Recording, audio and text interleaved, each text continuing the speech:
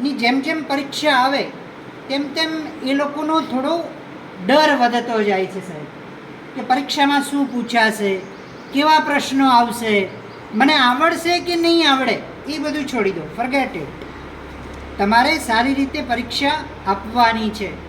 માત્ર ને માત્ર બોર્ડની પરીક્ષાને 9 જ દિવસ બાકી છે, ત્યારે આપણે એવરીડે આવનાર 9 દિવસમાં રિવિઝન અને રિપીટિશન કરવું જોઈએ.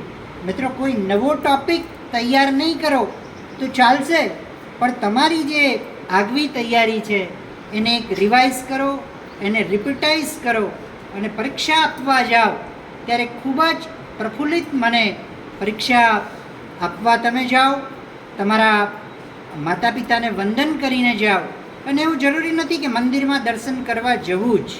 હા, નજીક હોય તો મંદિરે દર્શન કરવા જઈ શકાય, પણ તમારા માતા પિતા છે ને, એ જ તમારા સાચા ગુરુ છે, જેને આપણે માતૃદેવો ભવ પિતૃદેવો ભવ કહેતા હોઈએ છીએ.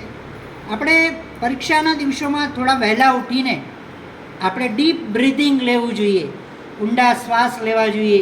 બાલ્કનીમાં કે ખુલ્લી જગ્યામાં જઈને ડીપ બ્રીથિંગ લેવાથી આપણી યાદશક્તિમાં ઉત્તરોત્તર તાજગી રહેતી હોય છે, ઉત્તરોત્તર વધારો રહેતો હોય છે. આપણે બહુ જ સારી રીતે સારા ડ્રેસિંગમાં પરીક્ષા આપવા જવું જોઈએ અને પરીક્ષા હોલમાં પ્રવેશીએ ત્યારે ખૂબ જ શાંતિથી, વધુ નહીં વિચારતા પરીક્ષા ખૂબ જ શાંતિથી હળવા મને આપણે આપવી જોઈએ.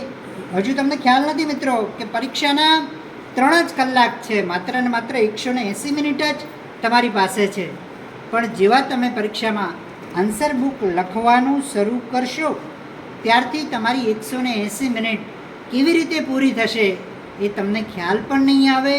એટલે મારી આપ સૌને એક નમ્ર વિનંતી છે કે જ્યારે પરીક્ષામાં પ્રવેશ કરો ત્યારે એક સ્માઇલિંગ ફેસથી જો આપ પ્રવેશ કરશો તો પરીક્ષા આપીને એક્ઝામિનેશન હોલમાંથી બહાર નીકળશો ત્યારે પણ તમારો ફેસ સ્માઇલિંગ હશે. તો આપ સૌને નમ્ર વિનંતી છે.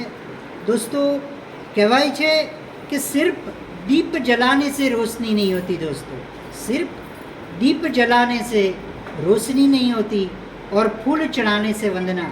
फूल कितने भी चढ़ा लो दोस्तों, फूल कितने भी चढ़ा लो और चंदन के टीके कितने भी लगा लो दोस्तों, सिर्फ फूल चढ़ाने से और चंदन के टीके लगाने से पूजा पूरी नहीं होती. जब तक दिल में सच्ची भावना नहीं होती कोई पूजा आराधना पूरी नहीं होती दोस्तों. ઇટ્સ યોર લાઈફ, આ તમારું લાઈફ છે.